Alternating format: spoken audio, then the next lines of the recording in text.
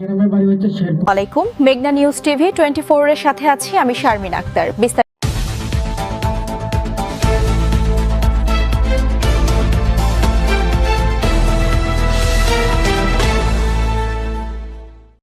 গ্রামের বাড়ি হচ্ছে শেরপুর। আমি গাজীপুর থাকি। তো যাই হোক, আমি একজন কৃষকের ছেলে। তা বাংলাদেশের মধ্যে কৃষকের ছেলে যে একজন লেখক, গায়ক, কবি আছেন মনে হয় আমি। তা আমি দেখতে পাচ্ছি যে বর্তমান সময়ে দেশের যে জনগণের সাথে যে জনগণের সেবা করে যাচ্ছেন, দেশে সামনে নির্বাচনে মনে হয় ধানের শীতে ভোট চাহিদা লাগবে না, যেভাবে তিনি জনগণের সেবা করে যাচ্ছেন। আর বর্তমানে আমি একজন লেখক, গীতিকার, সুরকার, শিল্পী। আমি আগে বলেছি যে কৃষকের প্রধান ফসল হলো ধান, আর ধানের নেতা বর্তমানে সরকার। এই সরকার আমলে কৃষক যেন এখন সকল প্রকার সহযোগিতা পায়, সার, বিষ, কীটনাশক ইত্যাদি যেন একটু সহযোগিতা পায়, কারণ কৃষকের ছেলে আমি। বাংলাদেশের 64 জেলার কৃষকের সাথে আমার একটা মনের একটা টান আছে, আর এই সেই টানের পিছনে আমি আমার অনেক টাকা পয়সা খরচ করে এসেছি। তার কথা শুনে আমার অনেক মায়া লেগেছে যে আমরা অতীতে দেখেছি এরকম সরকার বাংলাদেশে আর পায় নাই। যদি এরকম সরকার, দয়াবান সরকার থাকতো, তার বাংলাদেশে আজকে জুলাই অভ্যুত্থান ঘটতো না।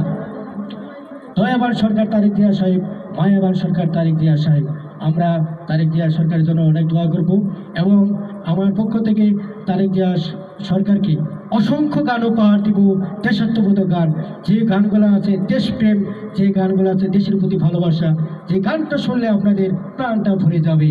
গানের মাধ্যমে অনেক কিছু মানুষের বোঝা যায়। আচ্ছা, আপনি তো দীর্ঘদিন যাবত আমরা দেখি যে বিএনপির পক্ষে যে গানগুলি আপনি ভাইরাল করতেছেন, তার উদ্দেশ্য কি?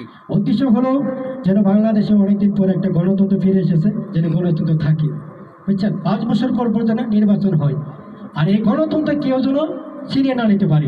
ঠিক আছে? আচ্ছা, আপনাকে কি তারেক জিয়া সাহেবের সাথে দেখা করার কোনো সুযোগ হইলে আপনি দেখা করতে চান না? জি, অবশ্যই। আমি আমার প্রিয় নেতা, আমার প্রিয় লিডার তারেক জিয়া স্যারের সাথে দেখা সাক্ষাৎ করতে চাই, এবং আমি অসংখ্য গান উপহার দিব তারেক জিয়া লিডারকে এবং নবনির্বাচিত মাননীয় প্রধানমন্ত্রীকে। যে গানগুলো উপহার দেব বাংলাদেশের মধ্যে কে পারবে না, কারণ আমি একজন কৃষকের সন্তান, লেখক, গবেষক, গীতিকার, সুরকার এবং শিল্পী। আচ্ছা, আমাদের আগামী দিনের রাষ্ট্রের যিনি হাল ধরতে চান, জাইমা রহমান, ওনার উদ্দেশ্যে কিছু বলতে চান নাকি? হ্যাঁ, জাইমা রহমান অনেক ভালো। আমরা দেখতে পাচ্ছি এখন চেয়ারে তার দাদি প্রধানমন্ত্রী ছিল, যখন তার বাপ প্রধানমন্ত্রী, এখন ভবিষ্যতে তিনি মহিলা প্রধানমন্ত্রী হবেন, সমস্যা নেই। হ্যাঁ, জাইমা রহমান কিন্তু আমাদের ভবিষ্যতে বাংলাদেশের নেত্রী হতে পারে। তারেক জিয়ার মাইয়া, যেহেতু তার কলিজার টুকরা মাইয়া, যেহেতু খালেদা জিয়ার একটা স্মৃতি রাখতে পারে ভবিষ্যতে। আর কিছু বলার বলতে পারেন? ওকে, ঠিক আছে।